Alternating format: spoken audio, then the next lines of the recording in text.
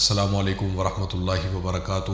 حضرت عبد الرحمن بن عوف رضی اللہ تعالیٰ عنہ ایک جلیل القدر صحابی ہیں، اور نبی کریم صلی اللہ علیہ وآلہ وسلم نے آپ کو زندگی میں ہی جنت کی بشارت دے دی تھی۔ تو حضرت عبد الرحمن بن عوف رضی اللہ تعالیٰ عنہ کے متعلق ہی سرور کائنات صلی اللہ علیہ وآلہ وسلم نے فرمایا تھا کہ عبد الرحمن تو اہل آسمان میں بھی امین ہے اور اہل زمین میں بھی امین ہے۔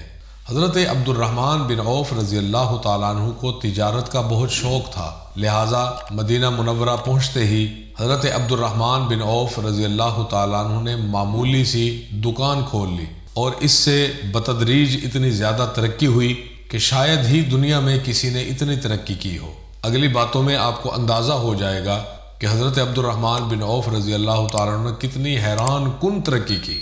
سورہ توبہ کے نزول پر جب نبی کریم صلی اللہ علیہ وآلہ وسلم نے صحابہ کرام کو صدقہ اور خیرات کی ترغیب دلائی، تو جہاں دیگر صحابہ نے حسب استطاعت کچھ نہ کچھ خیرات کی، وہاں حضرت عبد الرحمن بن عوف رضی اللہ تعالیٰ عنہ نے اس غریبی کے دور میں 4000 درہم پیش کیے۔ حالانکہ یہ وہ زمانہ تھا جب عبد الرحمن بن عوف رضی اللہ تعالیٰ عنہ کا کاروبار ابتدائی منزل طے کر رہا تھا۔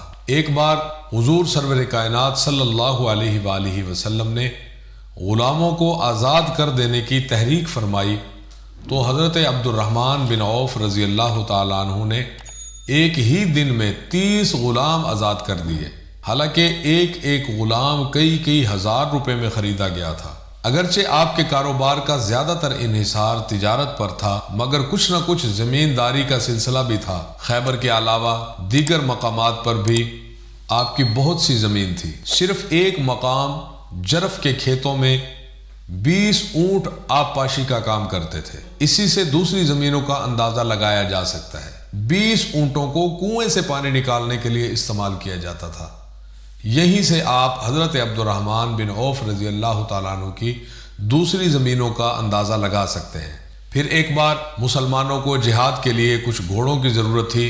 اس زمانے میں آپ کے پاس خاصی تعداد کے گھوڑے تھے، تو آپ رضی اللہ تعالیٰ عنہ نے 500 گھوڑے اللہ کی راہ میں دے دیے۔ ایک دوسرے موقع پر آپ نے 500 اونٹ مجاہدین کی خدمت میں پیش کیے۔ اتنی زیادہ دولت اللہ نے حضرت عبد الرحمن بن عوف رضی اللہ تعالیٰ عنہ کو عطا کی تھی۔ ایک تیسرے مقام پر آپ رضی اللہ تعالیٰ عنہ نے 1500 اونٹ اللہ کی راہ میں پیش کیے۔ ایک بار حضور صلی اللہ علیہ وآلہ وسلم نے فرمایا، عبد الرحمن، میں نے دیکھا کہ جنت میں بہت دیر سے داخل ہوئے ہو۔ میں نے تم سے پوچھا، تم نے جواب دیا کہ میں اپنے مال اور دولت کا حساب دیتا رہا کہ کہاں سے کمایا اور کہاں خرچ کیا۔ عبد الرحمن بن عوف رضی اللہ تعالیٰ عنہ یہ سن کر رو پڑے اور عرض کیا کہ حضور، مصر کی تجارت سے میرا 100 اونٹ مال اور دولت سے لدا ہوا آ رہا ہے۔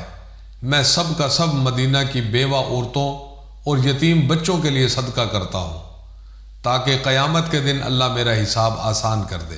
اسی طرح ایک بار تجارتی قافلہ شام سے مدینہ آیا، جس میں 700 اونٹ تھے، اور ان پہ جو، گیہوں اور دیگر اشیاء خوردنی موجود تھے۔ ان چیزوں سے وہ اونٹ لدے ہوئے تھے۔ تو آپ نے حضرت عائشہ صدیقہ رضی اللہ تعالیٰ عنہ کے اشارے پر سب کے سب اللہ کی راہ میں لٹا دیے، اور مزے کی بات یہ ہے کہ اونٹ مع کجاوے اللہ کی راہ میں دے دیے۔ یعنی اونٹوں پہ صرف سامان ہی نہیں، بلکہ اونٹ کجاوے سمیت اللہ کی راہ میں دے دیے۔ اسی طرح حضور کائنات صلی اللہ علیہ وآلہ وسلم کے انتقال پر ملال کے بعد آپ رضی اللہ تعالیٰ عنہ نے اعلان فرمایا کہ امہات المومنین کے تمام اخراجات کا ذمہ دار عبد الرحمن بن عوف ہوگا۔ یعنی نبی کریم صلی اللہ علیہ وآلہ وسلم کی جتنی بھی ازواج مطہرات تھی، ان سب کے لیے حضرت عبد الرحمن بن عوف رضی اللہ تعالیٰ عنہ نے آپ صلی اللہ علیہ وآلہ وسلم کے رحلت فرما جانے کے بعد اعلان فرمایا،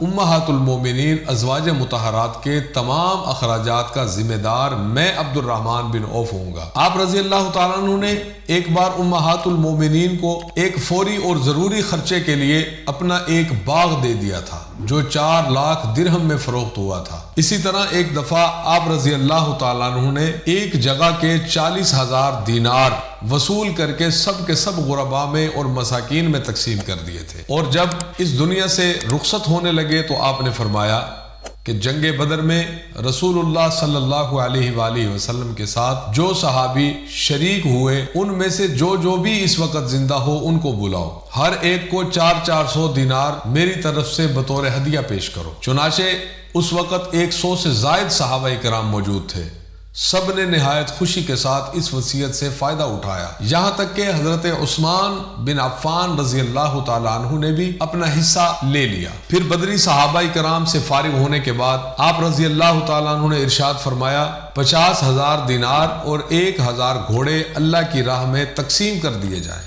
سامعین کرام اندازہ لگائیں اتنی زیادہ قیمت اس غربت کے دور میں عبد الرحمن بن عوف رضی اللہ تعالیٰ عنہ اللہ کی راہ میں خرچ کرتے تھے، اور اندازہ لگائیں ان کے پاس اپنا کتنا مال ہوگا۔ سبحان اللہ، اتنی داد و دہش اور صدقہ خیرات کے بعد جب آپ کی جائیداد ورثاء میں تقسیم کی گئی تو غیر منقولہ جائیداد کے علاوہ نقد کیش میں سے آپ کی 4 بیویوں کو 8ویں حصے میں بقول بعض کے 80 ہزار دینار آئے، یعنی عبد الرحمن بن عوف رضی اللہ تعالیٰ عنہ کی چھوڑی جانے والی رقم تھی، اس میں 4 بیویوں کو ایک بیوی کا جو حصہ تھا وہ 80,000 دینار تھے۔ ایک بیوی کا ان کی دولت میں سے 8واں حصہ، یعنی بیوی کا 8واں حصہ ہوتا ہے، 80,000 دینار ایک بیوی کے حصے میں آئے۔ اسی طرح 4 بیویوں کو 80,000 دینار دے دیے گئے، اور غیر منقولہ جائیداد میں سے ہر ایک بیوی کو جو حصہ ملا اس کا اندازہ اس سے لگایا جا سکتا ہے کہ آپ کی ایک بیوی ناظر نے جائیداد کا کچھ حصہ جو اسے ترکے میں ملا تھا جب فروخت کیا تو 1 لاکھ میں فروخت ہوا، یعنی 1 لاکھ دینار میں فروخت ہوا۔ اسی طرح آپ نے ترکے میں سونے کی اتنی بڑی اینٹیں چھوڑی کہ وہ کلہاڑیوں سے کاٹ کر تقسیم کی گئی، اور حیرت کی بات یہ کہ کلہاڑیوں سے جن لوگوں نے سونے کو کاٹا ان کے ہاتھ میں آبلے پڑ گئے تھے، جسے ہم عرف عام میں چھالے کہتے ہیں۔ اور حضرت عبد الرحمن بن عوف رضی اللہ تعالیٰ عنہ نے جائیداد غیر منقولہ اور نقدی کے علاوہ 1,000 اونٹ، 30,000 بکریاں، 100 گھوڑے بھی ورثاء کے لیے چھوڑے جو آپ کے وارثوں میں تقسیم ہوئے۔ ناظرین کرام، یہ تھی ہماری آج کی ویڈیو۔ امید ہے آپ کو ہماری ویڈیو پسند آئی ہوگی۔ انشاءاللہ الرحمن ہم اسی طرح کی ویڈیو لے کر آپ کی خدمت میں حاضر ہوتے رہیں گے۔ آپ سے گزارش ہے کہ آپ ہماری ویڈیو کو ابھی سے لائک کر کے چینل کو سبسکرائب کر دیں اور گھنٹے کے نشان کو دبانا مت بھولیے گا۔ کمنٹ سیکشن آپ کے لیے کھلا ہے، اپنی قیمتی رائے سے ہمیں چینل کی بہتری کے لیے ضرور مشورہ دیتے رہیں۔ اب تک کے لیے اتنا ہی، ملتے ہیں ایک نئی ویڈیو کے ساتھ۔ اگلی ویڈیو تک کے لیے اجازت دیجیے۔ اللہ حافظ۔ السلام علیکم ورحمۃ اللہ وبرکاتہ۔